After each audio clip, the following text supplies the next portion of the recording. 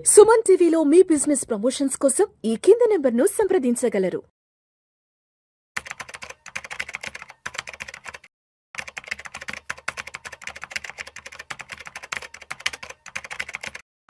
గిరిబాబు గారు నమస్తే సార్.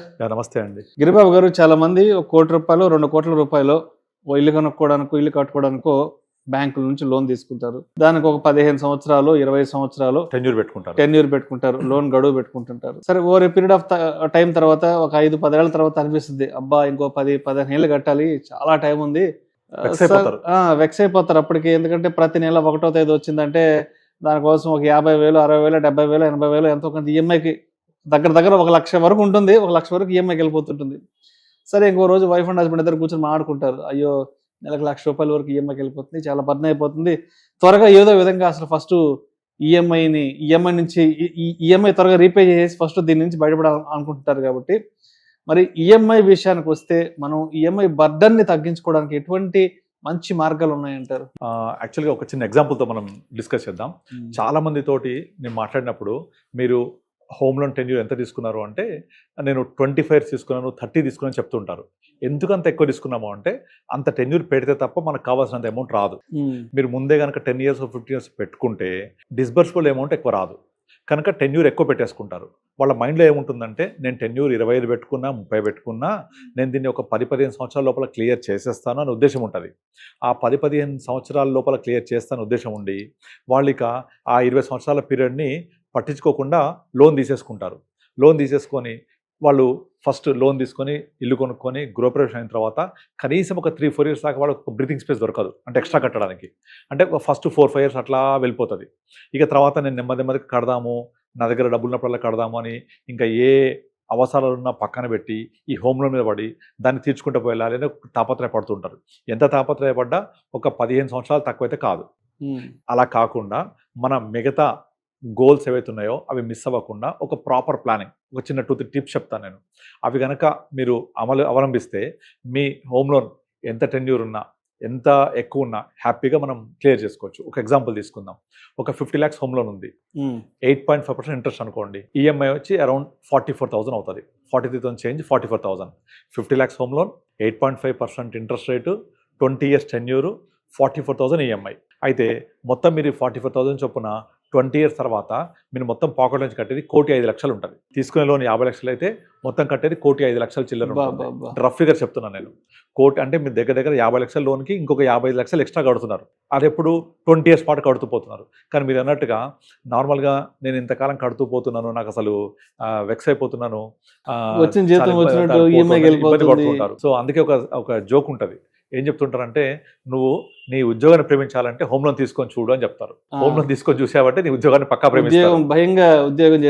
చేస్తుంటాం కాబట్టి. కనుక అలాంటి ఏం లేకుండా హ్యాపీగా హోమ్ లోన్ క్లియర్ అవ్వాలంటే ఒక ఇంపార్టెంట్ టిప్ చెప్తాను నేను. అదేంటంటే, మీకు ఏదైతే ఈఎంఐ ఉంటుందో ఆ ఎవ్రీ ఇయర్, అంటే ఫస్ట్ ఇయర్ తీసుకున్నాం, ఈ ఇయర్ 2026 ఏప్రిల్లో లోన్ తీసుకున్నాం. నెక్స్ట్ 1 year అంటే 2027 ఏప్రిల్. 1 year తర్వాత మీ 12 EMIsకి ఈక్వల్గా ఒక ఈఎంఐ రీపే చేయండి. ఎక్స్ట్రా 1 EMI ఎక్స్ట్రా అంటారు దీన్ని.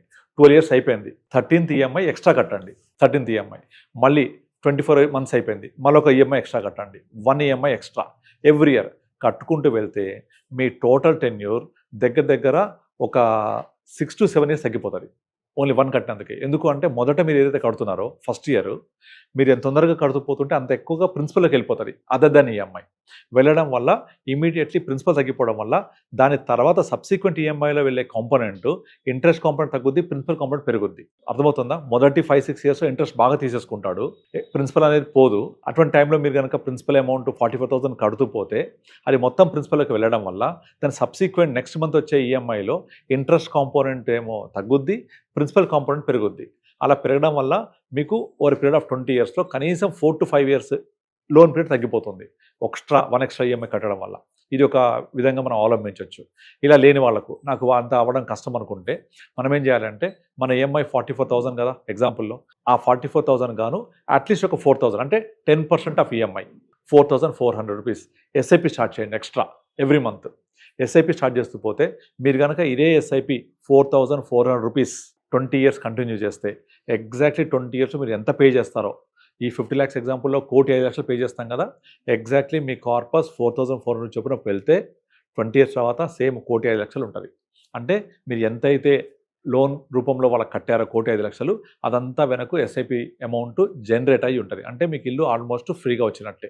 Just simple logic. 10% of EMI extra every month చేస్తూ పోతే ఎస్ఐపి 20 years తర్వాత మీ యొక్క టోటల్ కార్పస్ ఎగ్జాక్ట్లీ మీ అమౌంట్కి తగ్గట్టుగా ఉంటుంది, మొత్తం పే చేస్తే దానికి తగ్గట్టుగా. సో ఆ విధంగా మీ యొక్క బర్డెన్ తగ్గించుకోవచ్చు. Third tip, important tip.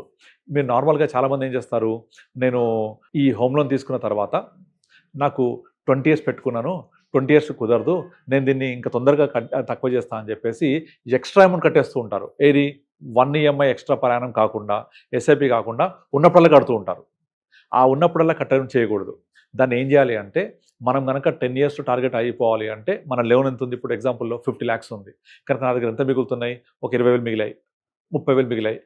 మిగిలినట్టుగా మీరు ఒక ఇండెక్స్ ఫండ్ కానీ, బ్యాలెన్స్ ఫండ్ కానీ, కొంచెం మనకు అవగాహన ఉంటే ఒక మంచి అగ్రెసివ్ ఫండ్లో కానీ వేసుకొని కంటిన్యూస్గా ప్యారలల్గా మ్యూచువల్ ఫండ్స్ రన్ చేస్తూ పోవాలి. అలా మ్యూచువల్ ఫండ్ రన్ చేస్తూ పోతూ ఉంటే మీకు ఆటోమేటిక్గా 8, 9, 10 years లోపలే మీ అవుట్ స్టాండింగ్ ఎంత ఉందో, అంటే 8 years తర్వాత అంత అమౌంట్ ఇక్కడ జనరేట్ అయి ఉంటుంది. అంటే I mean to say that మీరు 1 EMI అయినా కట్టొచ్చు, 10% ఆఫ్ ఎస్ఐబి అయినా చేయొచ్చు. లేదు నా దగ్గర కన్సిస్టెంట్ డబ్బులు రావు అనుకుంటే, ముఖ్యంగా బిజినెస్ పీపుల్కి, లేదా నాకు అప్పుడప్పుడు బోనస్ వస్తుంది, అప్పుడప్పుడు ఎక్స్ట్రా మనీ వస్తాయి, జాబ్ చేంజ్ అయ్యాను, శాలరీ పెరిగింది అనుకున్నప్పుడు ఎట్టెట్టే అమౌంట్ పెరిగిందో ఆ పెరిగిన అమౌంట్ నాకు రాలేదు అనుకొని ఎక్స్ట్రా మ్యూచువల్ ఫండ్స్ ఇన్వెస్ట్ చేయాలి. అలా చేస్తూ పోతే మీకు ఒక ప్యారలల్ అసెట్ బిల్డ్ అవుతుంటుంది. ఆ ప్యారలల్ అసెట్ బిల్డ్ అవ్వడం వల్ల ఏమవుతుందంటే మీకు ఒక 8, 9, 10 years తర్వాత ఎంతైతే అవుట్ స్టాండింగ్ ఉంటుందో ఎగ్జాక్ట్ అమౌంట్ ఇక్కడ మ్యూచువల్ ఫండ్ వచ్చి ఉంటుంది. దీన్ని విత్డ్రా చేయండి, ఆ లోన్ క్లియర్ చేసేయండి. సో ఇన్స్టెడ్ ఆఫ్ 20-25 years మీరు 10 yearsలోనే లోన్ క్లియర్ చేయొచ్చు. అంటే ఓవరాల్గా మీరు హోమ్ లోన్కి కట్టకుండా ఇన్వెస్ట్ చేయండి. ప్యారలల్గా ఇన్వెస్ట్ చేస్తూ పోతే ఆటోమేటిక్గా మీ యొక్క కార్పస్ పెరిగి దాన్ని మీ యొక్క లయబిలిటీ తగ్గించడానికి హెల్ప్ అవుతుంది. తర్వాత ఇంకొకటి, ఇప్పుడు నార్మల్గా చాలామంది ఏం చేస్తుంటారు, హోమ్ లోన్ తీసుకున్నప్పుడు దాంతోపాటుగా మన టాపప్ లోన్ తీసుకుంటూ ఉంటారు. టాపప్ లోన్ తీసుకొని టాపప్ లోన్కి రేట్ ఆఫ్ ఇంట్రెస్ట్ ఎక్కువ ఉంటుంది, నాకు పర్వాలేదు హోమ్ లోన్ లాగా కట్ అయిపోతుంది పెట్టుకుంటారు, మళ్ళీ అదొక బర్డన్ అవుతుంది. కనుక అట్లా కాకుండా మనం ఏం చేయాలి అంటే, మనము హోమ్ లోన్ అనేది ఎప్పుడు స్టార్ట్ అవ్వాలి, ఒక 5 years స్టార్ట్ అవ్వాలి. అంటే ఇల్లు తీసుకోవడం అనేది మీ ప్లానింగ్ కనుక ఒక 5 years ముందే కనుక చేసుకొని, చాలామందికి చెప్తుంటాను నేను, మీరు ఒక ఇల్లు తీసుకోవాలనుకున్నప్పుడు ఒక 4-5 years ముందే ప్లాన్ చేసుకొని ఈఎంఐ ఎంత కట్టాలనుకుంటున్నాను 5 years తర్వాత ఒక 50,000 అనుకోండి, ఈ 50,000 సరిపడే అమౌంట్ ఎస్ఐపి స్టార్ట్ చేయండి ముందు నుంచే, ఒక ప్రాక్టీస్ లాగా ఉంటుంది. లేదా మీరు ఒక 5 years తర్వాత పొజిషన్ వచ్చే, 4 years పొజిషన్ వచ్చే ఒక ప్రీ లాంచ్ ఆఫర్, అంటే రెరా అప్రూవల్ వచ్చి బ్యాంకులో ఎలిజిబిలిటీ ఉండి 1 time పేమెంట్ కాకుండా ఇప్పుడే మీరు ప్రైస్ లాక్ అయిపోతే 4 years తర్వాత మీ పొజిషన్ వస్తుంది. ఈ లోపల మీరు ఏం చేస్తారు, ఆ 4 years పాటు ఓన్లీ బ్యాంక్ వాడు డిస్బర్స్ చేసిన అమౌంట్ మీద ఇంట్రెస్ట్ పే చేస్తూ ఉంటారు. ఆ బ్యాంక్ వాడు ఏదైతే ఇంట్రెస్ట్ డిస్బర్స్ చేస్తాడో లోన్ అమౌంట్, ఇంట్రెస్ట్ మాత్రం పే చేస్తుంటారు. రిమైనింగ్ అమౌంట్ మీరు అంతా కూడా ఈఎంఐ కడుతున్నామని ఫీల్ అవుతూ ఆ బ్యాలెన్స్ అమౌంట్ ఎస్ఐపి చేస్తూ ఉండాలి. అట్లా ఒక 4-5 years తర్వాత మీ దగ్గర తెలియకుండా చాలా అమౌంట్ జమ అవుతుంది. ఈ అమౌంట్ మీరు రిజిస్ట్రేషన్ కోసం వాడుకోవచ్చు, ఇంటీరియర్ కోసం వాడుకోవచ్చు, లేదా ఎక్స్ట్రా కార్పస్ కోసం వాడుకోవచ్చు. మీరు కనుక ఒక 50,000 ఎస్ఐపి, 50,000 నేను లోన్ కట్టాలి 5 years అవుతుంది అనుకుంటే ఇప్పుడు స్టార్ట్ చేసేసేయండి. ఒక ప్రాక్టీస్ లాగా ఉంటుంది, ఇది ఇన్వెస్ట్ అవుతుంది. మీరు తెలియకుండా మీకు కావాల్సిన డౌన్ పేమెంట్, రిజిస్ట్రేషన్ ఛార్జెస్, తర్వాత అన్నీ మీకు ఇచ్చేస్తుంది. ఇది మీకు బర్డన్ లేకుండా హ్యాజల్ ఫ్రీగా మీరు మీ ఇంటిని సొంతం చేసుకోవచ్చు. Right sir, right. ఓకే, ఇలా చాలా టిప్స్ చెప్తుంటాను నేను. సో వీటిని ఫాలో అవుతే మీరు డెఫినెట్లీ మీ యొక్క హోమ్ లోన్ తొందరగా తగ్గించుకోవచ్చు. 1 EMI ద్వారా టెన్యూర్ తగ్గించుకోవచ్చు. 10% ఆఫ్ ఈఎంఐని ఎస్ఐపి చేస్తే టోటల్ హోమ్ లోన్ అంతా ఫ్రీగా వస్తుంది మనకు. లేదా ముందే 5 years ముందే ప్రిపేర్ అయిపోయి మనం ఈఎంఐ కడుతున్నాం అనుకుని స్టార్ట్ చేస్తే తెలియకుండా కార్పస్ ఏర్పడుతుంది. మనం లోన్ కట్టకుండా కొంచెం టాప్అప్ అంతా యాడ్ చేస్తూ పోవాలి ఎంఎఫ్లో. సో ఇన్వెస్ట్మెంట్ ప్యారలల్గా జరుగుతూ ఉంటే మీ లయబిలిటీ తగ్గుతూ ఉంటుంది, బర్డన్ అనేది. Thank you sir, thank you so much. Thank you అండి.